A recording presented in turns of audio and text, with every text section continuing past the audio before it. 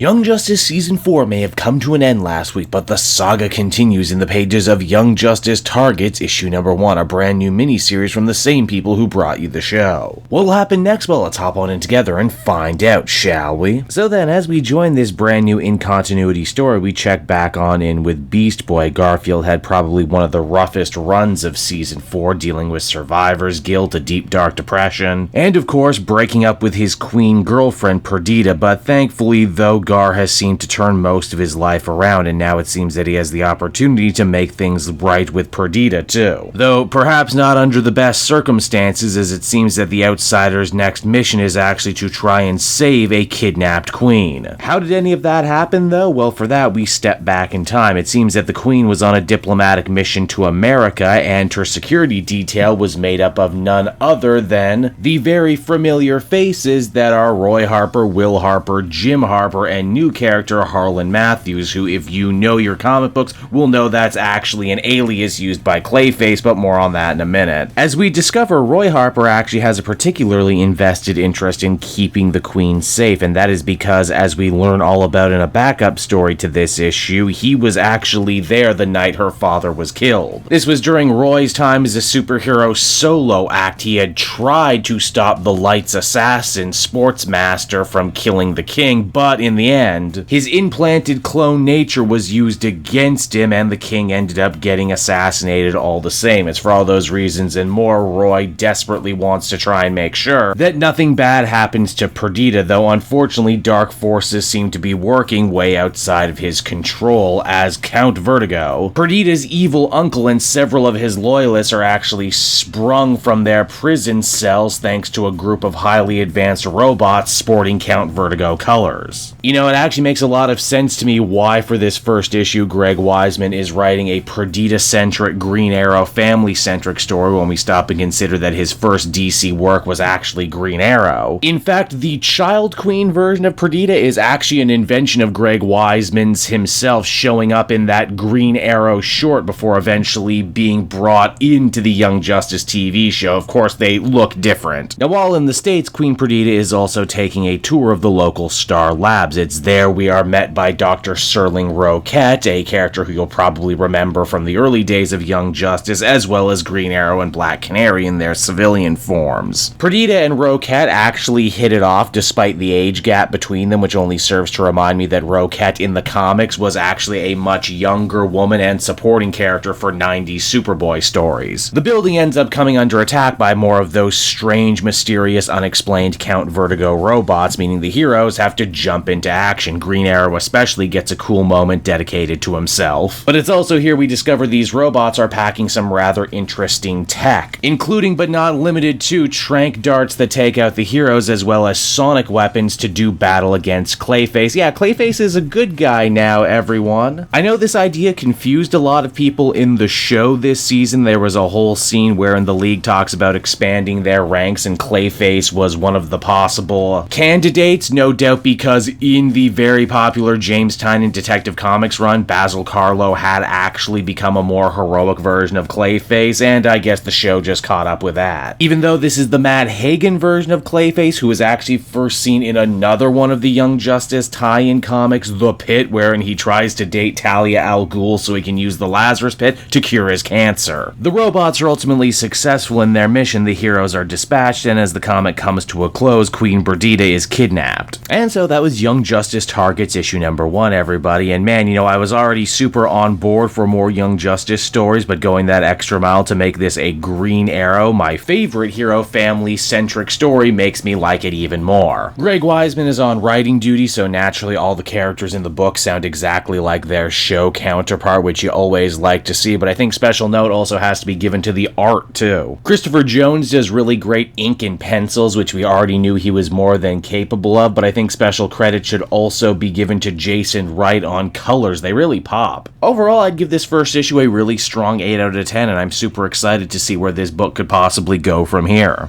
Hey there everyone, it's your old pal Cape Joel again, thanking you so much for watching to the end of the video. I hope you enjoyed it, and if you did, why not check out my Amazon link down in the description. Yes, that's right, the Cape Joel channel officially has its own Amazon storefront now. You can pick up a comic or anything else for that matter, and if you did, you'd really be helping me in the channel. So with that out of the way everyone, I will see you again next time. Bye-bye.